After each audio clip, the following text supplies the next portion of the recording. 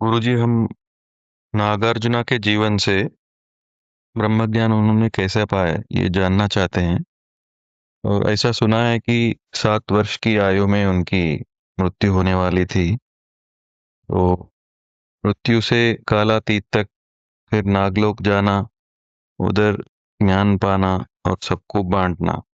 तो जो मध्य मार्ग बताते हैं कि एक व्यवहारिक सत्य, दूसरा परमार्थिक सत्य, ये मध्य मार्ग क्या है, इसके बारे में थोड़ा बताइए। नागार्जुन ने महात्मा बुद्ध की पद्धति को ही विकसित किया है। उन्होंने शून्यवाद का अभ्यास किया है।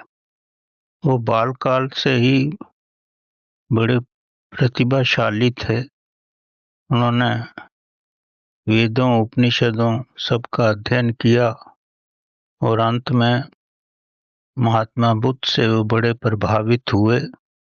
और महात्मा बुद्ध ने तो बड़े स्पष्ट शब्दों में स्पष्ट किया था कि शून्य ही अंतिम परिस्थिति है। वो सब शून्य से ही पैदा हुआ है, अब सब शून्य में ही लिप्त हो जाएगा। नागार्जुन ने इस शून्य का ज्ञान पाताल लोक में जाकर महासर्पों की योनि से सीखा था और उसी का इन्होंने जीवन में विस्तार किया।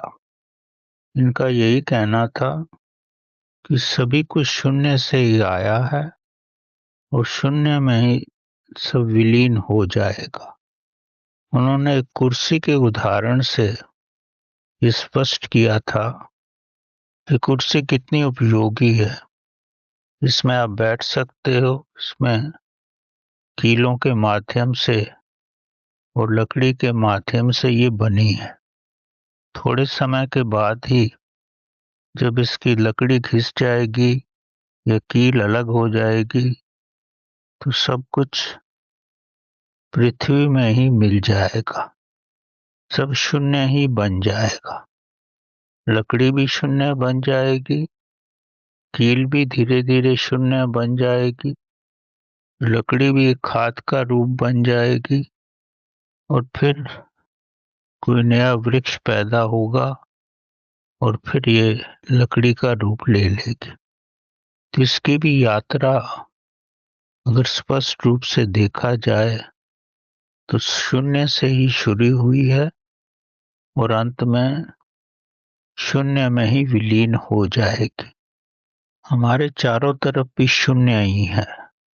चाहे आप परमाणु को भी देखो, उसमें इलेक्ट्रॉन, पॉजिट्रॉन, न्यूट्रॉन्स होते हैं पर वो मिले हुए नहीं होते। दोनों के बीच में स्थान होता है, शून्य होता है।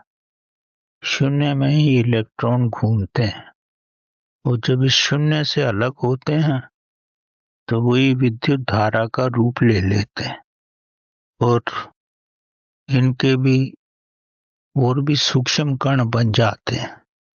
तो कोई भी पदार्थ ऐसा नहीं है जिसके चारों तरफ शून्य ना हो। वो शून्य में ही से ही उत्पत्ति होती है और शून्य में ही वो विलीन हो जाता है।